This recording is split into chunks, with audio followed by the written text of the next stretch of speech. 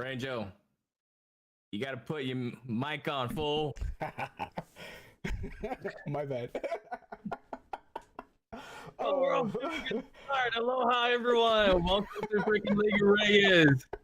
Obviously, we had a little technical difficulties, and it hasn't improved.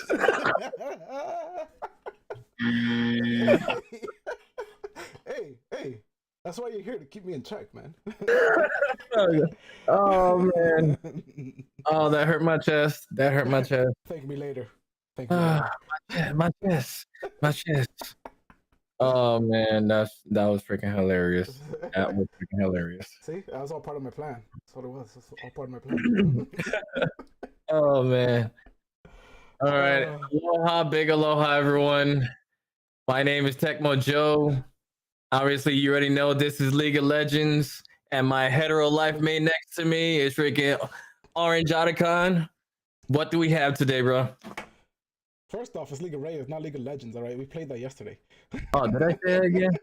Yeah, I keep freaking getting that confused half the time. It's all right.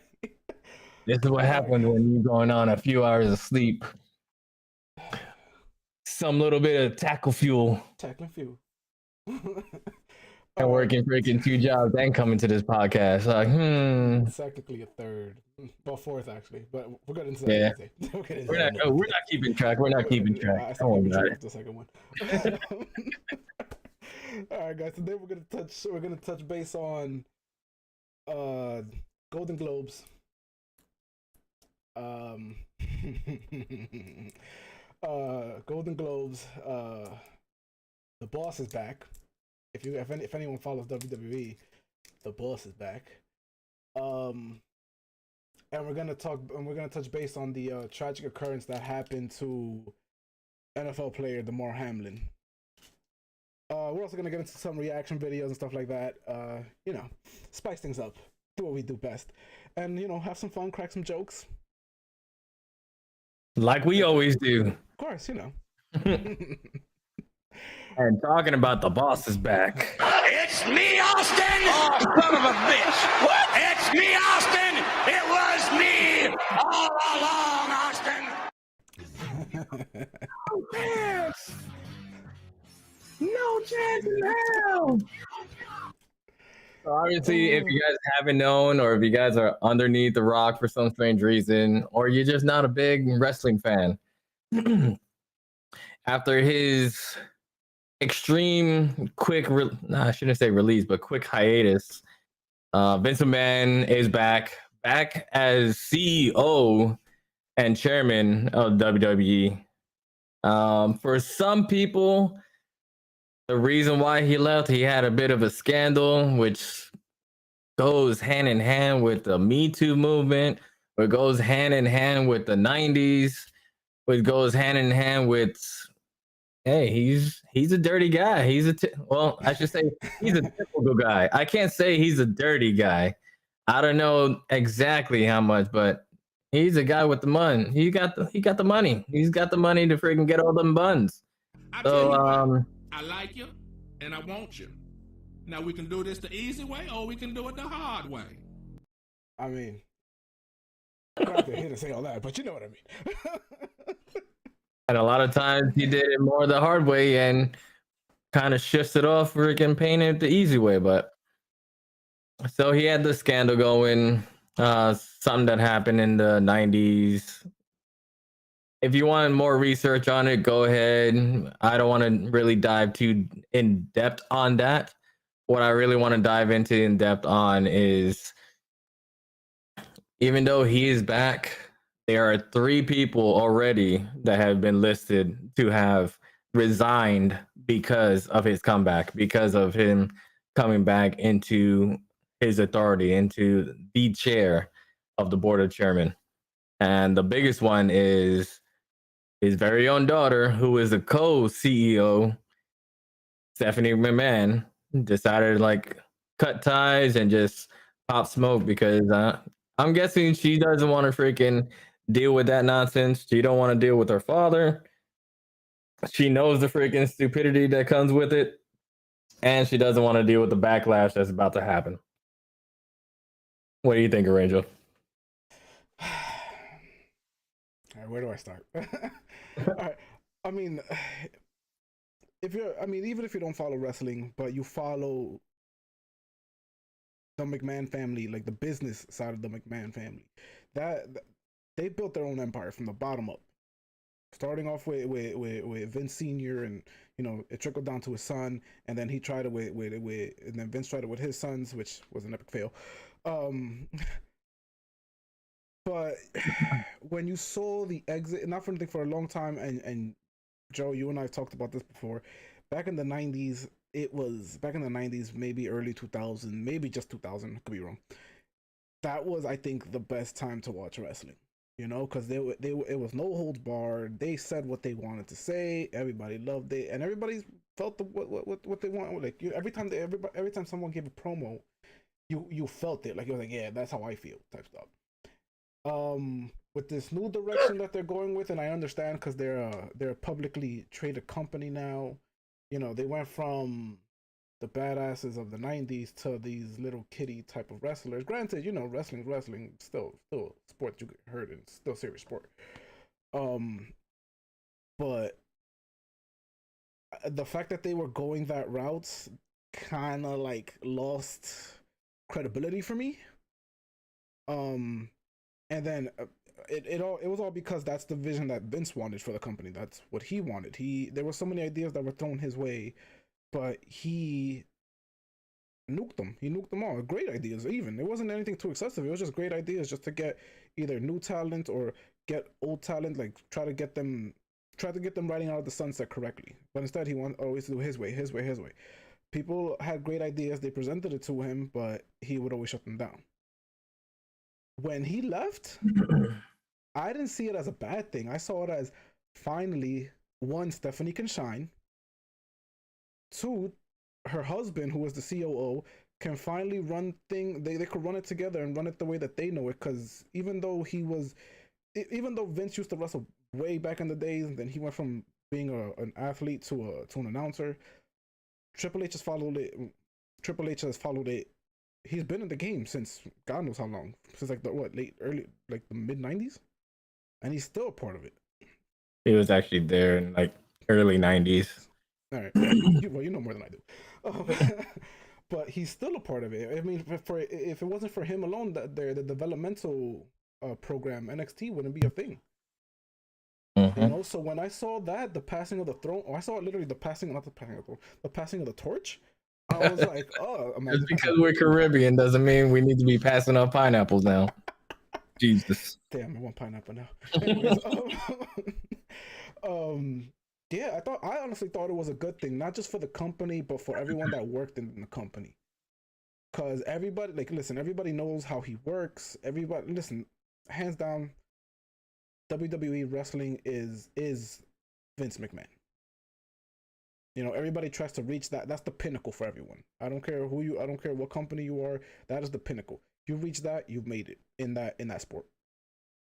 So when he left, I was actually ecstatic. I actually started like sneak peeking a couple episodes here and there to see if, all right, maybe we could go back to the way things used to be. And at some point we kind of did. At some point they kind of did, but they kind of like toyed with the line. They kept toying with the line.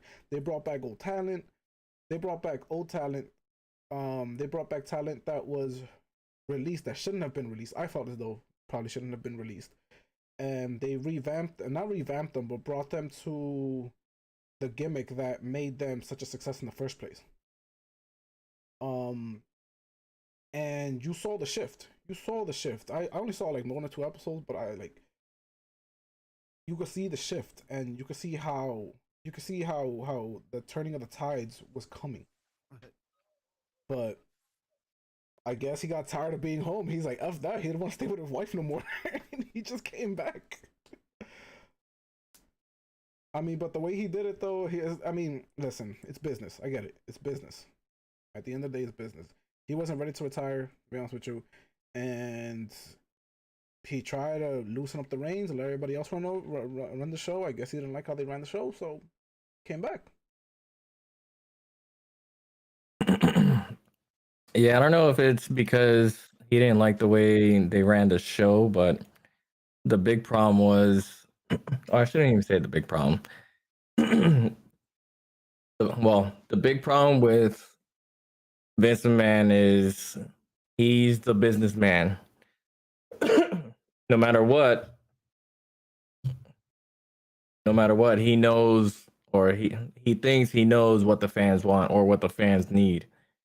So that's why now, even though they have NXT, they're branching out again, like it was back in the 80s and 90s, and reaching out for athletic athletic students, college students, or guys from football, the NFL, NBA, MLB, all these other freaking franchises, sports clubs, all these, just to see. I shouldn't say just to see, but just to turn the tide on what sports entertainment is all about. They can entertain you with someone just off the block that has the athleticism and has the ability to be taught on how to wrestle and how to tell a story. Where you got guys now where they're in AEW, guys that want to do their own thing. Obviously, yes, they are professional wrestlers. Yes, um they are extremely talented. And I have quite a few friends that are in AEW. But that's why you see the difference between the storytelling on what certain characters or certain wrestlers can do in AEW versus the characters on how everyone would like to say the soap opera of the WWE. They're just telling the story. So, unfortunately, to go back to what we're talking about, unfortunately, Stephanie McMahon resigned. She doesn't want to deal with the backlash that's going on or that's going to come for Vince McMahon coming back in. But to pivot off of that, because I really don't want to freaking dive so in depth where we're going back to talking about the Me Too movement. It's just a downhill of craziness that people should already have learned from the get-go, from jump, from incidents that's happened to women, men, either sexes, for sexual abuse, um, sexual misconduct, and this goes all the way into not even just the WWE, but it goes into like every employment, every industry. There's always something, and it's crazy and baffles me that it just continues. Like no one learned from any of this damn annual freaking sexual misconduct training or anything like that. They just still continue doing what the hell they want to do. So I don't want to keep diving into that, and I think we should save that on another episode for the madness that continues on, which we could probably dive into the mentality of guys like Andrew Tate, the mentality of chicks that think they can do whatever the hell they want because they think equality is doing what men do, and they're not getting shamed on it or slut shamed on it. So I think we can save that for a better day. Not a day today, because today is all about all about trauma. All about trauma on physical sports.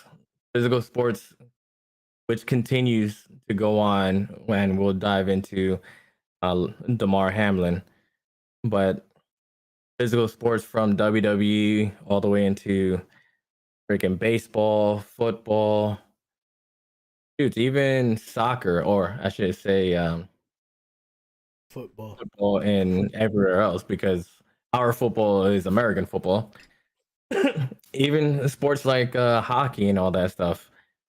and some sports that you wouldn't even think you get blunt force trauma, but accidents happen. Like I forget the actual term for horseback riding, but there's actual terms for that, especially for the jockeys that actually race the horse. Sorry, I thought it was called horseback. No, there's actually, I just don't know what it is. But to to jump on the next platform on blunt force trauma, on just trauma of the body, whether it's the what is it, the CEE or the freaking TBI, the trauma brain injuries, the blunt force traumas to like the chest cavity and torso, where you have um how the hell you call it?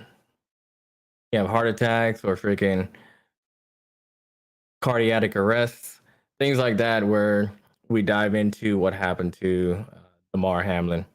So before diving into Damar Hamlin, you have sports like WWE who have accidents which have happened plenty of times in the wrestling world, where guys are that get hit in the chest or even hit in the back, that they get the whiplash into their body, and just the shock wave going into their freaking chest cavity causes that cardiac arrest. Now, the reason why I wanted to talk about that first before diving into Damar Hamlin is sports like, I shouldn't say football because they actually did a great job on last Sunday, or the past Sunday, for, or I should say Monday, Monday, yeah. for Damar Hamlin.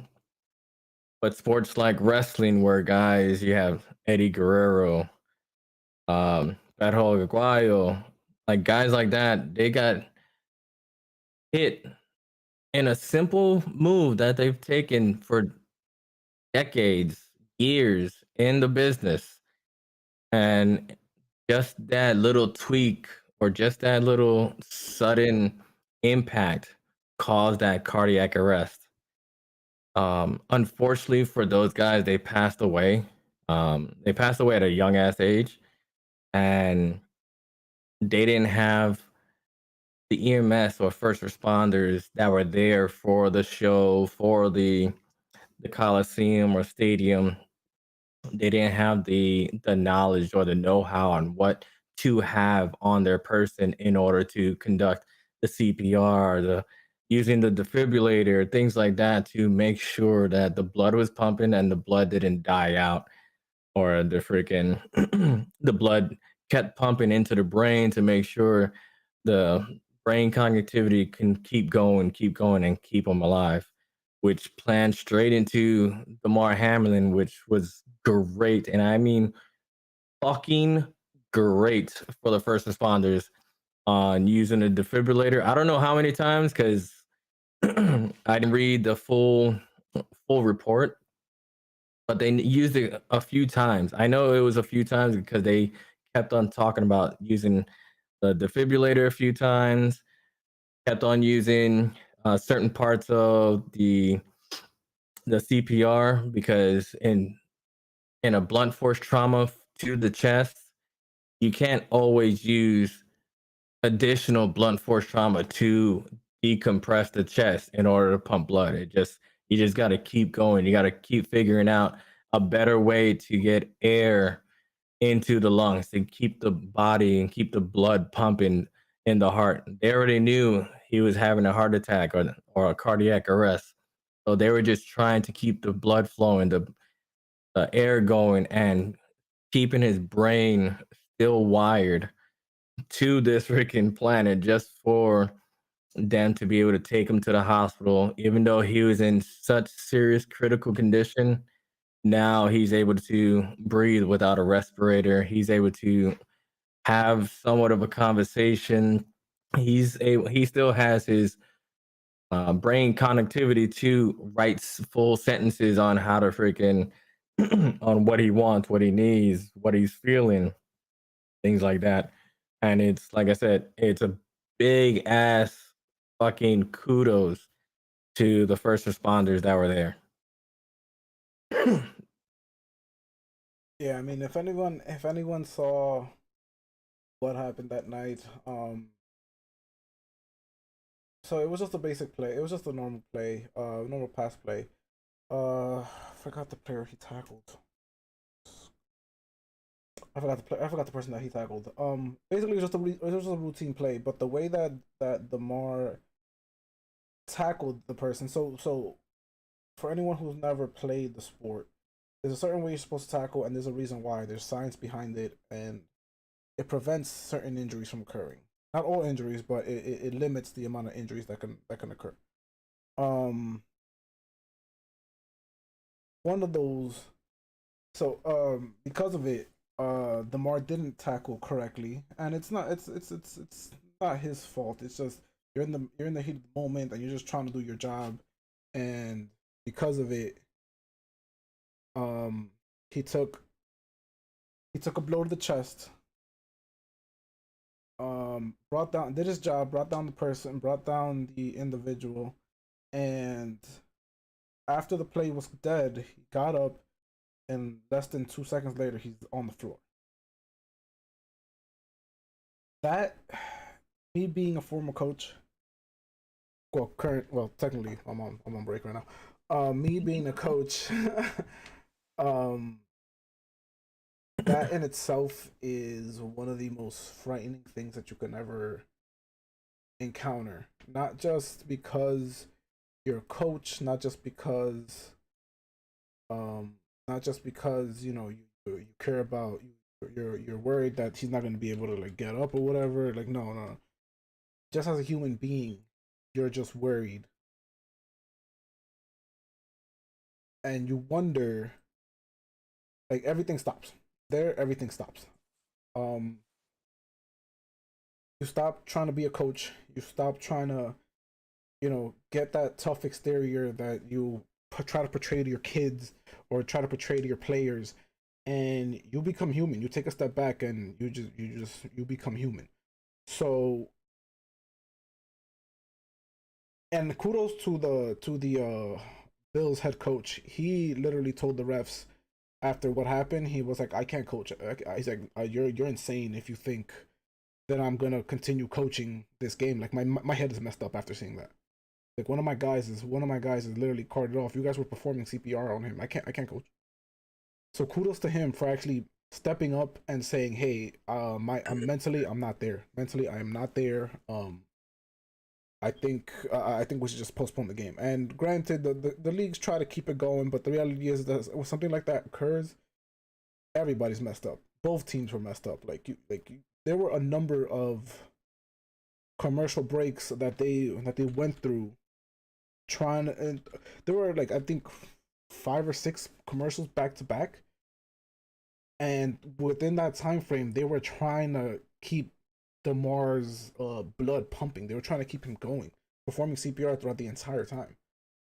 Um, Luckily, thankfully, he he was able to recover. Luckily, they got him to the hospital in the nick of time. He was unconscious throughout the entire time, but throughout, I think it was like a week span, maybe 4 or 5 days that he was unconscious. Thankfully, he woke up. Um, so that makes you, though, as a person, you need to step back and be like, you know what? And the saying goes, for anyone who's ever played the game, people have said it multiple times where it's just like, you gotta die for this sport. You gotta be willing to die for this. You gotta be willing to die. Listen, that night, this man almost lost his life over the sport. So at that point, you gotta for me, that mentality just went out the window, and I was like, nah, he gotta be okay. He has to be okay. Because at that point, it became bigger than the game. Um, but like Joe said, kudos to the medical team because they reacted so quickly. They did not hesitate. They did not waste a breath. Um, and because of their efforts, I think because of their efforts, they were able to make a huge impact on the role of on the outcome. Sorry, on the outcome of that situation. Yeah, so Yeah, go ahead, man. to to continue on the good praises of the first responders.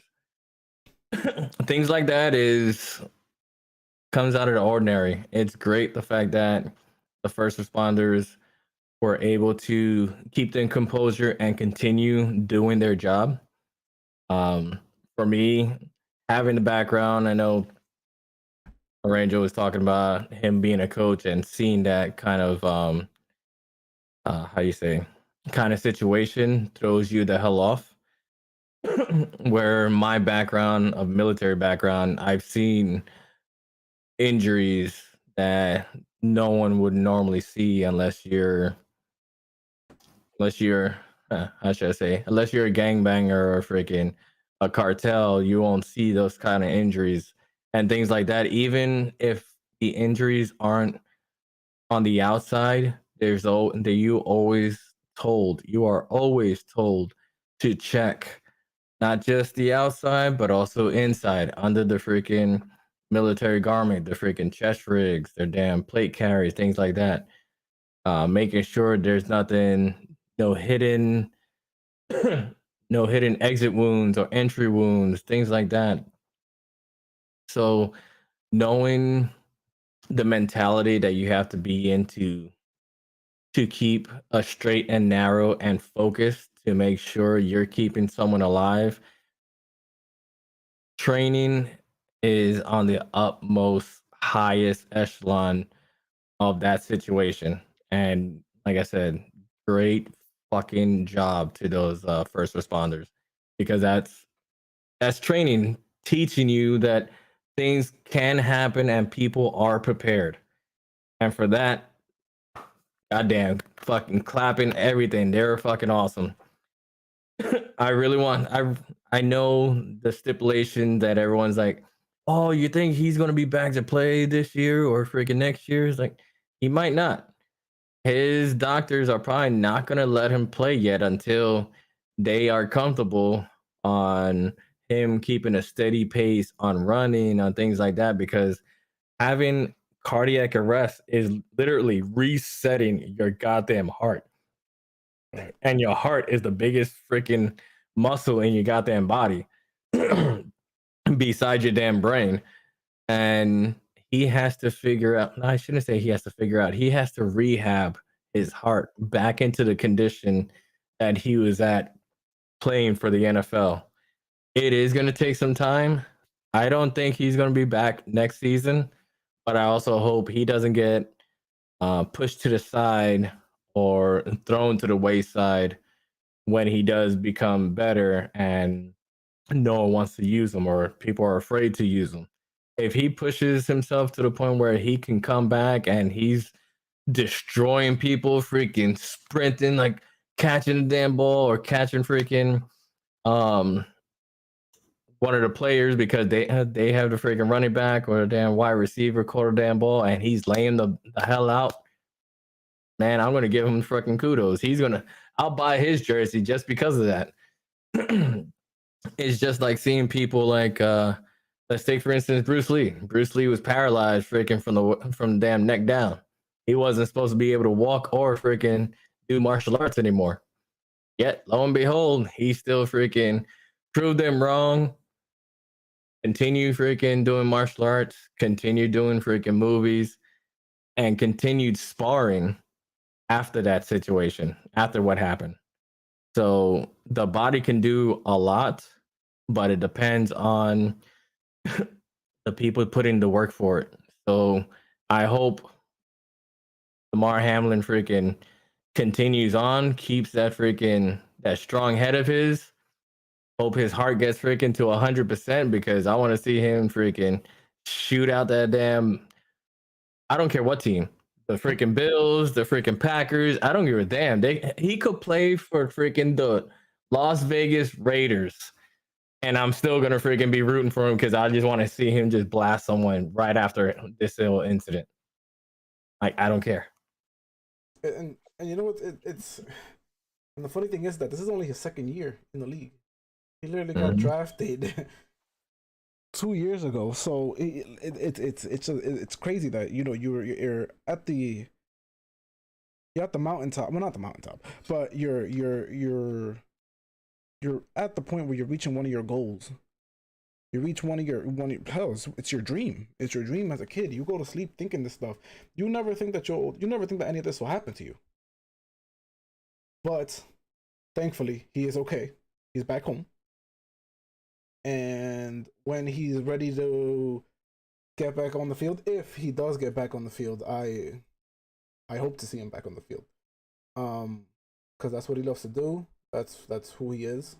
Well, it's what he does. It's not who he is. But I mean, hey, best of luck to him, man, and prayers to you. That's all I'm gonna say.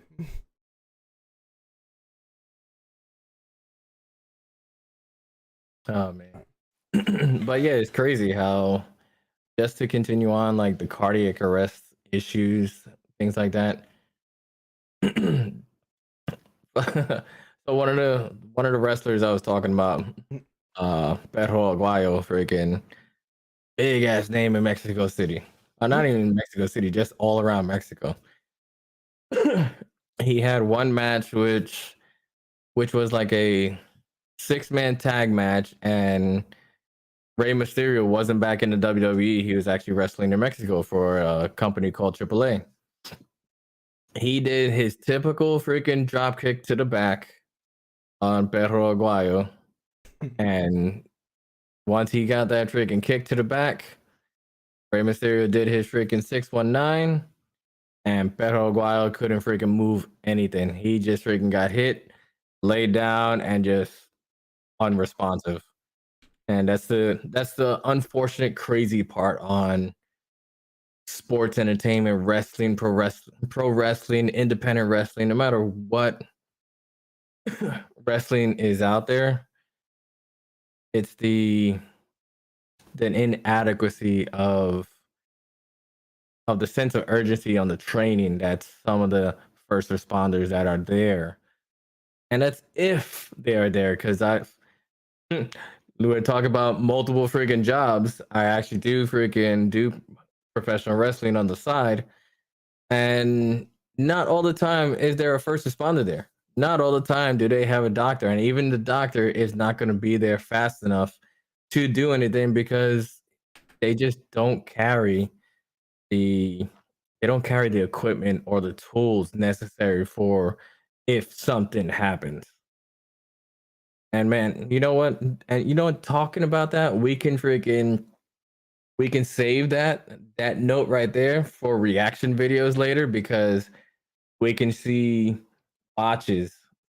You can go onto YouTube's Botchamania later and freaking see the craziest botch moves that luckily the person either didn't hurt themselves as bad, or if they did, they got carried home to freaking friends and family or whatnot, or to a hospital if that, because not all the time is there someone there for that. Even if someone in the crowd as a fan that has that background, they're not going there with freaking all geared up. They're going there to have fun.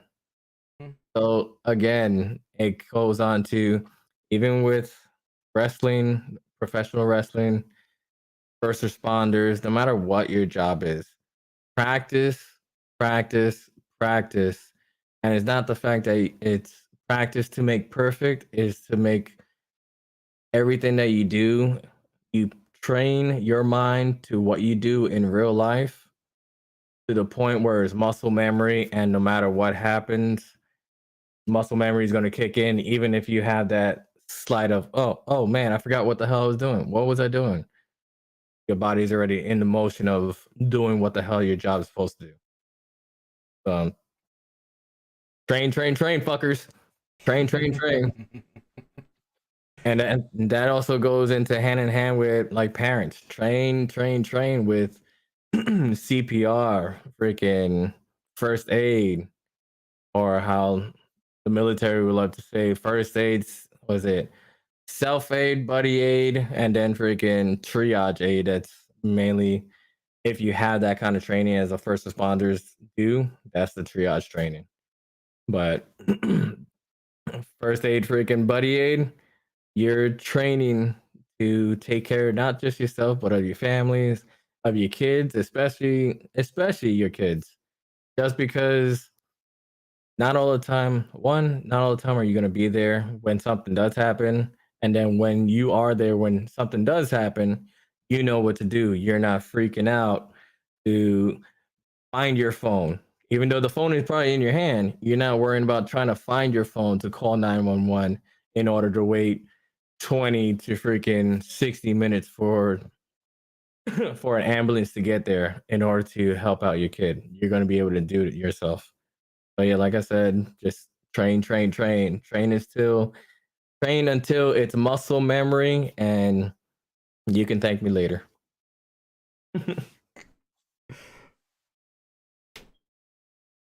Oh man, but yeah, but on to bed. Praise her damn beauty. Black don't crack, man. Black does not crack. Like, jeez. She is one of those women that you can freaking give it up for. But can I get that in writing? right? Can I get that in writing? But I was looking at everything. So the award she won was a supporting actress in Wakanda Forever. She was the lead in it. Oh, whatever. Okay, fine. No, Hey, she won. the lead was Shuri. Shuri was Black Panther. So it was Shuri and oh my god, freaking Namor. There we go. Namor. Oh, Namor. Yes, please, Namor. Since they want to freaking bring it out, Namor. It's one because it just clicked in my. I shouldn't say clicked in my head, but one, I found it funny in the movie where how he came up with that name for the humans to be able to call him, and it was from sin amor, right? No love. But he didn't hear the sin part. He just heard namor, sin namor. Like, oh, so my name is Namor. That's fine. All you savages, my name is Namor. I found that hilarious, and it was so convenient and well placed in the movie. But we can talk about that on another freaking episode, just because that right there is just fucking awesome. But for Angela Bassett to win that award, I'm still waiting for her to freaking be on a nomination for an Oscar for that movie, just because even though the movie wasn't as crazy of a Marvel action-packed movie, it made people dive into it as a drama type of film, to where people are invested into the mourning of T'Challa, the mourning of Chadwick Boseman. The crazy part on how well in depth that Angela Bassett played that role as T'Challa's mother, as Shuri's mother, and trying to teach, even though she's mourning herself, trying to teach her daughter how to mourn so she doesn't have that instant regret or anger so pent up, built up inside of her to freaking want to destroy the world. Like in the movie, she wanted to freaking join the side of Namor and his freaking army and just take over the humans, take over the land, and make it Namor's and freaking and Wakanda's.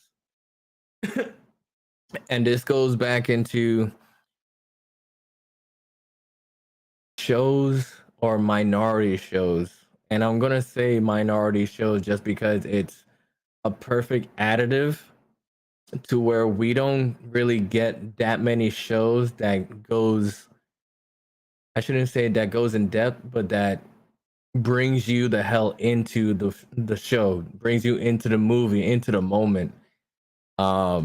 So like the big things that I could think of off my head is Uncle Phil and Fresh Prince of Bel-Air. Uncle Phil freaking in numerous moments.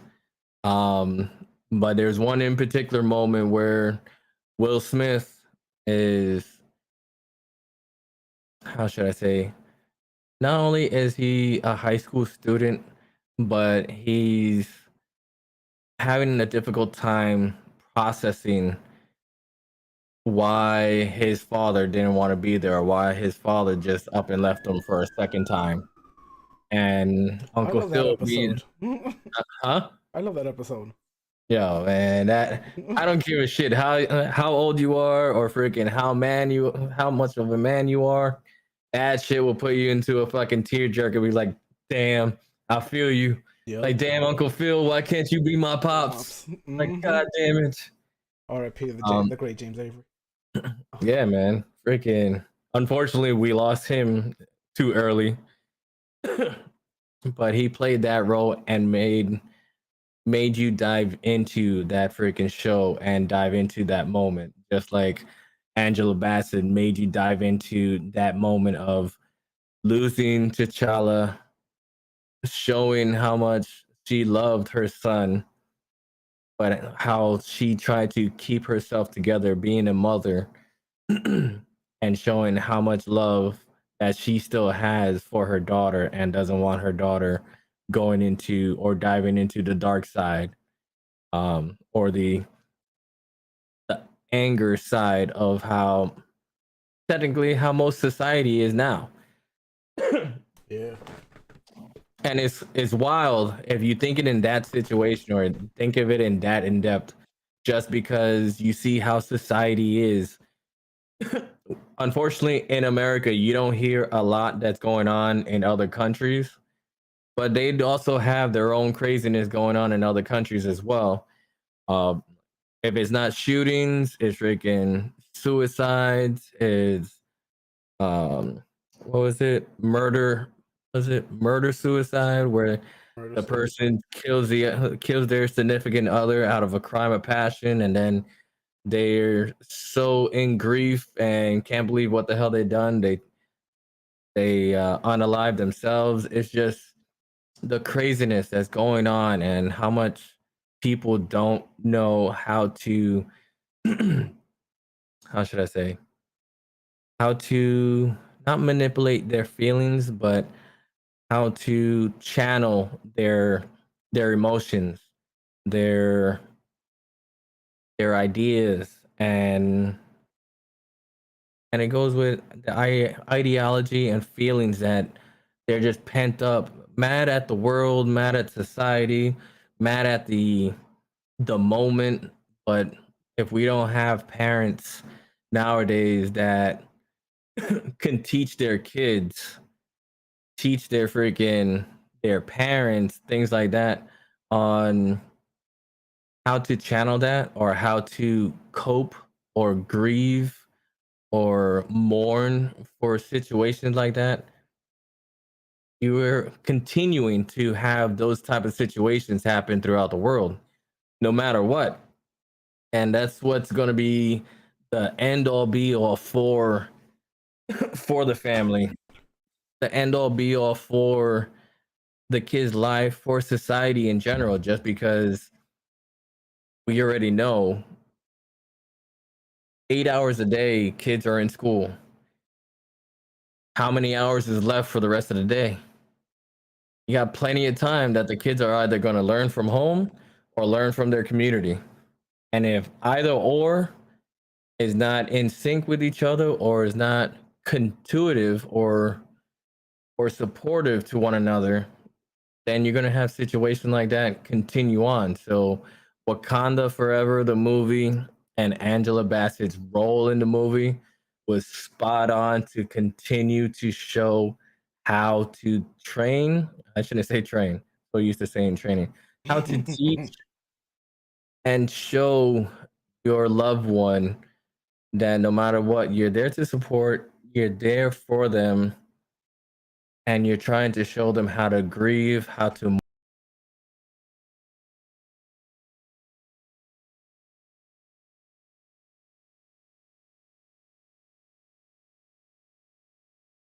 Yeah.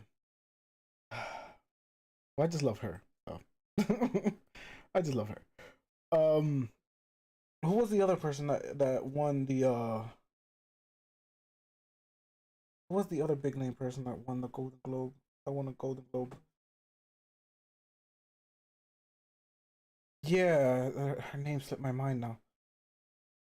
It's the young and beautiful freaking another minority in the community, and even though she's older than Angela Bassett and she still looks good, Michelle Michelle Yeoh, Yeoh, man. Yes, who yes, yes. kicks ass in every goddamn movie you can freaking see. So besides winning the award for what is this damn movie called? She won the actress in a musical or comedy motion picture for Everything Everywhere All at Once. Never seen the movie. Man, you're missing out, bro. Is that Think good? of like, I barely watch movies as it is. man, all right. I'm sorry, everyone, that he's a little freaking backed up with a lot of things.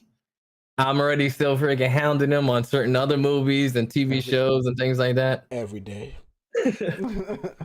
But the movie is pretty much based on, think of the multiverse of, I remember him, Data, or what the hell was his other name in freaking the Indiana Jones movie? Oh, Short Round. There we go, Short Round. Which is messed up. Oh my god. But this was an Indiana Jones movie in like the freaking 80s. Right? It's like the 80s, freaking 90s, I forget. It was a different time, you had to be there. Oh man.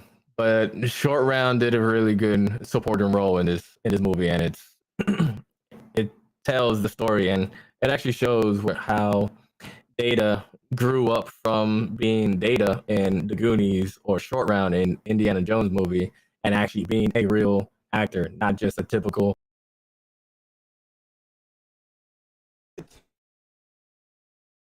Yeah, because I'm looking at his stuff now. He only has 4 movies. His most infamous movie is okay. So it wasn't Raiders of the Lost Ark. It was a Temple of Doom.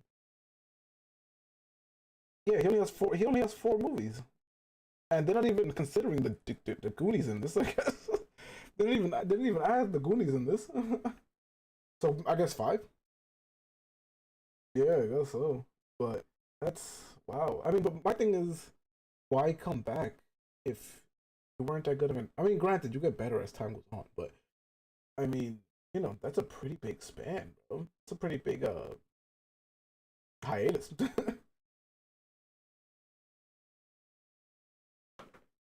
Mhm.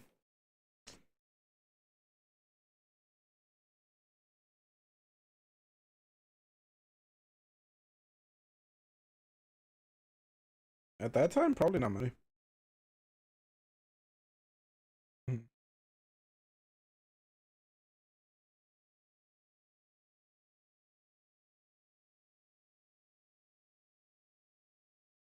Unless they made the movie themselves, none.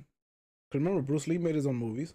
Jackie made his own movies. I mean, hell, what is it? Battle in the Bronx. I still watch it to this day. Um, Rumbling. Oh, my bad. Rumbling. My bad. Damn. I'm thinking of Rumblefish. That's why I'm thinking of Rumblefish. um,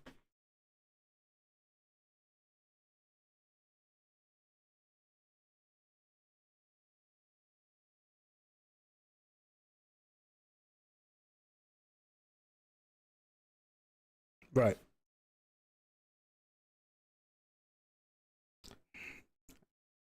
His movies are good, man. His movies are good too. It sucks. But anyways, continue.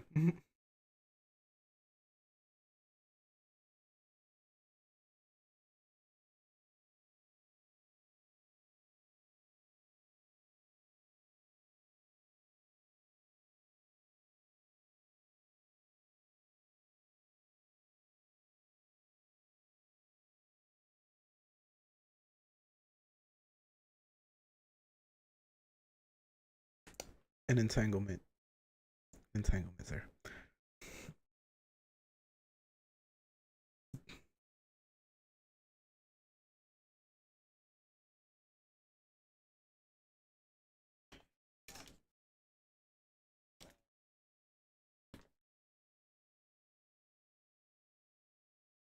Yeah, Jane.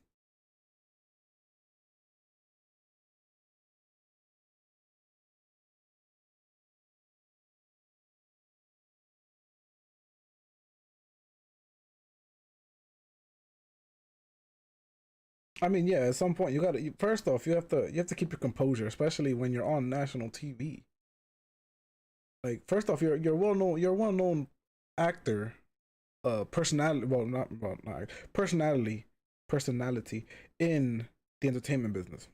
You know, any move, anything you say is always gonna be on record, bro. That paparazzi's on your ass, like shit on, like stink on shit. All right. So for you to do that on live television to arguably one of the legendary comedians of his time back in the 90s, maybe late 90s to early 2000s, for you to do that in front of everyone, that's not a good look, man. It's not.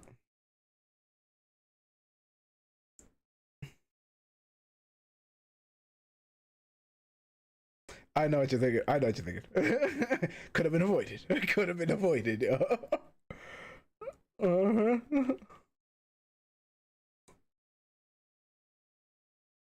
Boondocks. Boondocks episode 4, I think.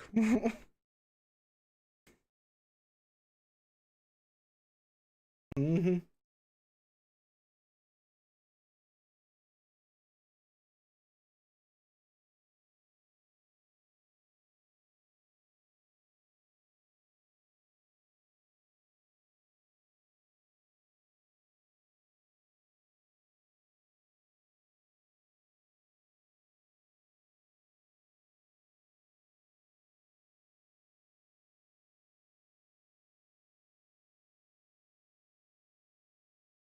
Bro, he had a moment, and I don't want to say that what type of moment that was.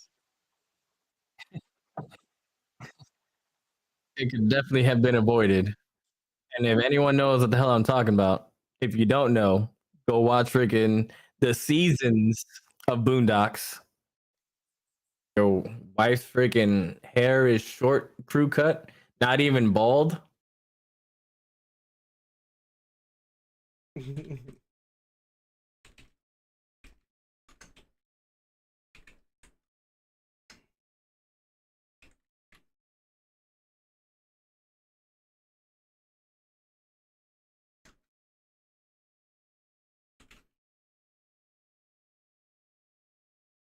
I mean, look, the entire situation as a whole, there's multiple factors in it, man. There's multiple factors. The fact that I forgot the I think it's alopecia.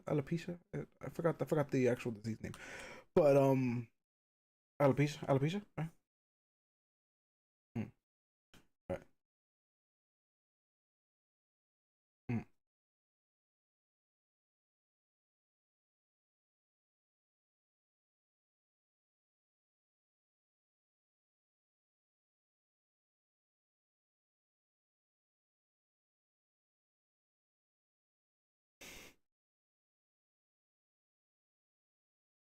It's and I'm gonna say supply sergeants, the gunnies looking at you like you better fix that shit before freaking 0800 after you get done PTing or whatever.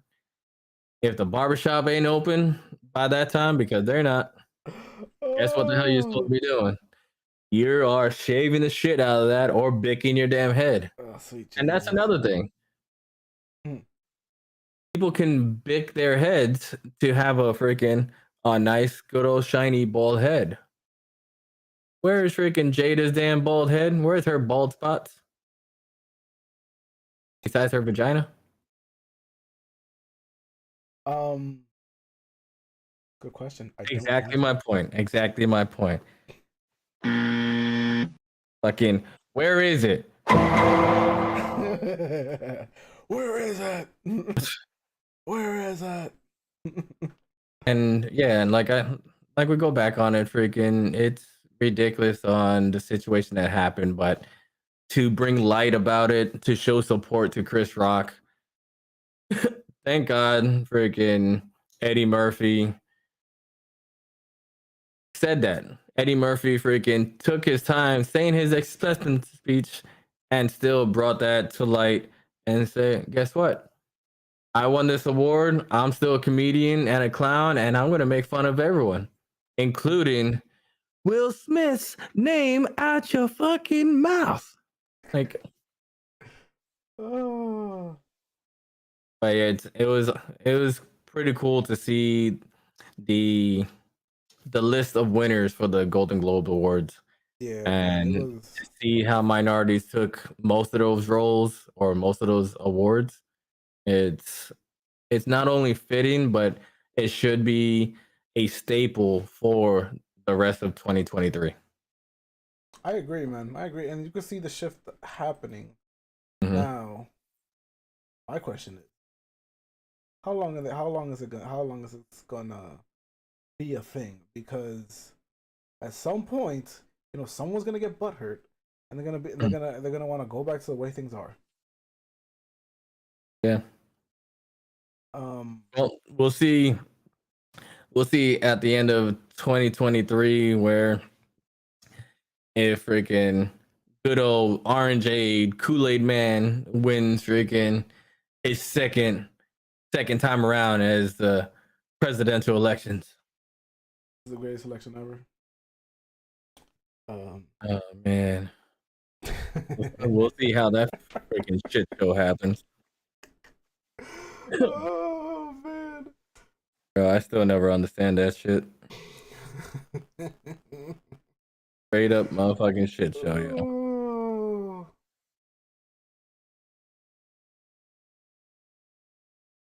All right, guys. I'm gonna take a quick little 5-minute intermission, and then we'll get back to you guys. All right. Hey y'all, don't forget, get your own tackling fuel. Drink that shit up for the next part of the podcast. Tackling fuel. All right, guys. We'll be back. We'll be back in a few minutes.